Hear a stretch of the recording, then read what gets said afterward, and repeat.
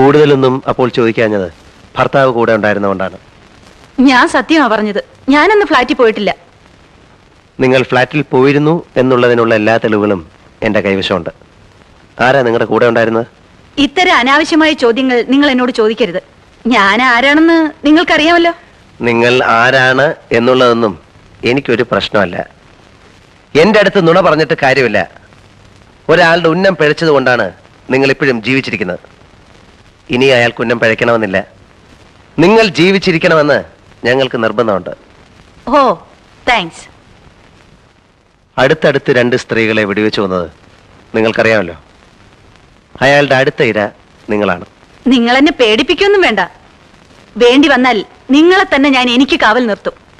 ഞാൻ IPS പാസ്സായത് വേശ്യകൾക്ക് കാവൽ നിൽക്കാനല്ല. Shut your bloody mouth.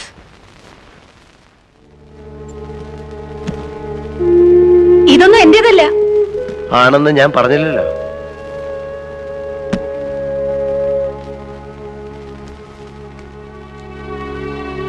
Mrs Nirmala Kunhikrishnan, door number 321, first main road. നിങ്ങളുടെ ഫ്ലാറ്റിലേക്ക് ഈ ലെറ്ററും ഈ വാനിറ്റി ബാഗിലാണ് ഉണ്ടായിരുന്നത്. ഈ ബാഗ് ഈ വസ്ത്രങ്ങളുടെ അടിയിലാണ് കിടന്നത്. ഈ വസ്ത്രങ്ങൾ നിങ്ങളുടെ ഫ്ലാറ്റിലെ സോഫയിൽ അഴിച്ചിട്ടിരിക്കുകയായിരുന്നു. ഇപ്പോഴും നിങ്ങൾക്ക് പറയാം മാഡം, ഇതൊന്നും എന്റേതല്ലെന്ന്. കോടതി മുറിയിലെ സാക്ഷി കൂട്ടി നിർത്തി നിങ്ങളെ കൊണ്ട് ഞാൻ പറയിപ്പിക്കണോ ഇതൊക്കെ എന്റേതാണെന്ന്? മറ്റ് 2 സ്ത്രീകളുടെയും ശവശരീരങ്ങളാണ് പോലീസിന് കിട്ടിയിട്ടുള്ളത്. ശവശരീരങ്ങൾ സംസാരിക്കാറില്ല. നിങ്ങൾ ഇന്ന് ജീവിച്ചിരിപ്പുണ്ട്. നിങ്ങളുടെ കൂടെ ഫ്ലാറ്റിൽ ഉണ്ടായിരുന്ന ആരാണെന്ന് പറഞ്ഞേ പറ്റൂ. കുടിക്കാൻ എന്തെങ്കിലും? ആവാം. സാറേ, ഞാനാണ് ഇതൊക്കെ പറഞ്ഞതെന്ന് ആരോടും പറയരുതേ. ഞാൻ ആരോടും പറയാൻ പോകുന്നില്ല. താൻ തന്നെ നേരിട്ട് കോടതി വന്ന് പറഞ്ഞാൽ മതി. ശരി. അയ്യോ, ചതിക്കില്ലേ സാറേ.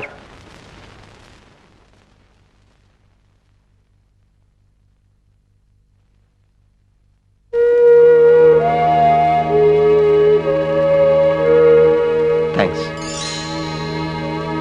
ആ സ്ത്രീയെ ഹരാസ് ചെയ്തതെന്ന് ഞാൻ നിങ്ങളോട് പറഞ്ഞിരുന്നല്ലേ? അവരെ ചോദ്യം ചെയ്തുകൊണ്ട് മാത്രമാണ് ഈ അഡ്രസ് കിട്ടിയത്. ഇയാളാണ് അന്ന് അവരുടെ ഫ്ലാറ്റിലുണ്ടായിരുന്നത്. ഇയാളെ ചോദ്യം ചെയ്തോ? ഇയാൾ സ്ഥലത്തില്ല.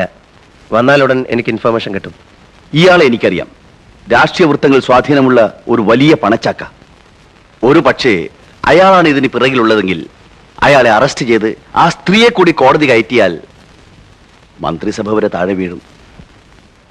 മന്ത്രിസഭയുടെ ആയുസാണോ കൊലക്കേസുകൾ തെളിയിക്കലാണോ നമുക്ക് ആവശ്യം സാർ? രണ്ടും. തെളിവുകൾ കിട്ടിയ എല്ലാ കേസും നമുക്ക് പ്രൊസീഡ് ചെയ്യാൻ പറ്റില്ല. ചിലതൊക്കെ അമർത്തേണ്ടി വരും. ഒരു കേസ് തെളിയിച്ചിട്ട് ഉന്നതന്മാരെ നമ്മൾ എന്തിനാ വെറുതെ ശത്രുക്കളാക്കുന്നത്?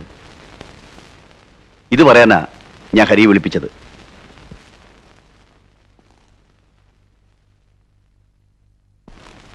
നിർമ്മലയായിട്ട് എനിക്ക് ബന്ധമുണ്ടായിരുന്നു ഞാൻ സമ്മതിക്കുന്നു. അന്ന് ഞാൻ ആ ഫ്ലാറ്റിലുണ്ടായിരുന്നു. നേരത്തെ പൂരം ചെയ്തു.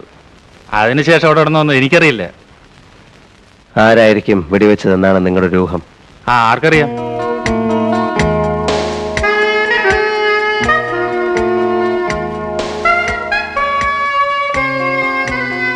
ഈയിടെ കൊല്ലപ്പെട്ട 2 സ്ത്രീകളുമായിട്ടുള്ള നിങ്ങളുടെ റിലേഷൻ എങ്ങനെയായിരുന്നു? എനിക്കൊരു അറിവുമില്ല.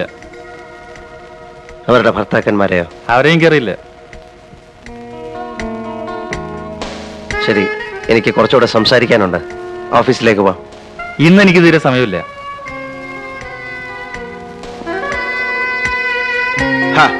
സമയം ഉണ്ടാക്കണം സാറേ. എണീക്കടോ.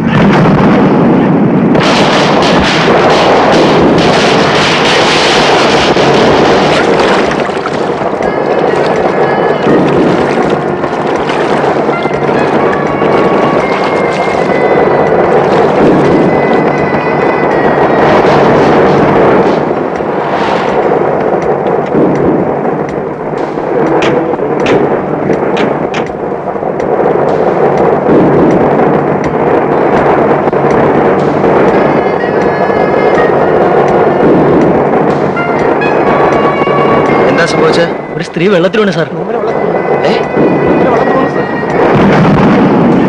നേവൽ ഡൈവേഴ്സിനെ കിട്ടാൻ വല്ല വഴിയുണ്ടോ? ഈ രാത്രിയിൽ പെർമിഷൻ കിട്ടാൻ ബുദ്ധിമുട്ടാണ് സാർ. സാർ ഒരു നിമിഷം. തപ്പിയിട്ടൊന്നും കാര്യമില്ല. 24 മണിക്കൂർ കഴിയുമ്പോൾ എവിടെയും പോകുന്നു. ആ ജോർജിനെ പറഞ്ഞു വിട്ടേക്ക്. ശരി സാർ. സാറ് വീട്ടിൽ പോയിക്കോളൂ, ഞാനിവിടെ ഉണ്ടല്ലോ. ആ ഹോം മിനിസ്റ്ററെ ഇൻഫോം ചെയ്യാൻ ഏർപ്പാട് ചെയ്യണം. ശരി സാർ. ആ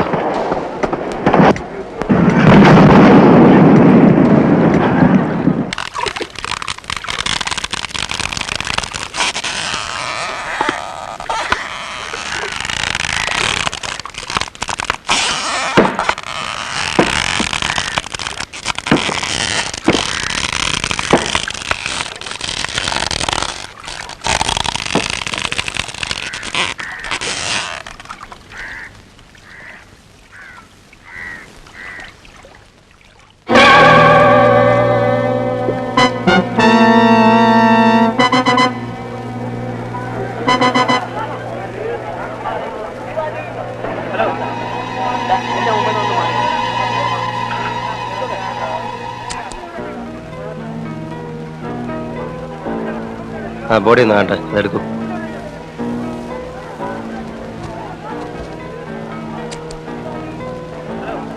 ആ മുടിയൊന്ന് മാറ്റൂ.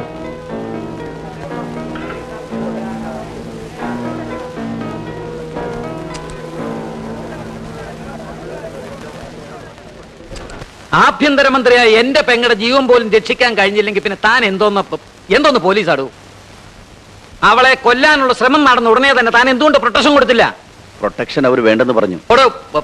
പുല്ല്, അവള് വേണ്ടെന്ന് പറഞ്ഞ താൻ പ്രൊട്ടക്ഷൻ കൊടുക്കാതിരിക്കാൻ? പട്ടികളെ കൊല്ലുന്ന പോലെ അവിടെ മനുഷ്യ വെടിവെച്ചിരുന്നത് നാണമില്ലടൂ തനിക്ക് തൊപ്പിയും കുപ്പായം കൊണ്ടു നടക്കാൻ? കേസന്വേഷണത്തിന് ഒരു AC-യുടെ കീഴിൽ പ്രത്യേക സെല്ല് തന്നെയുണ്ട് സാർ. എന്നിട്ടിപ്പോ എന്തുണ്ടായി? അല്ല, കുറച്ചുകൂടി എഫിഷ്യന്റ് ആയ ഒരു AC-യെ... വേണ്ട, മാറ്റേണ്ടത് തന്നെയാ. ഒരു കാര്യം ഞാൻ പറഞ്ഞേക്കാം, 2 ആഴ്ചക്ക് ഈ കേസെല്ലാം തെളിയിച്ചില്ലെങ്കിൽ തന്നെ ആയിരിക്കും ഞാൻ ഇവിടുന്ന് മാറ്റുക. Yes sir.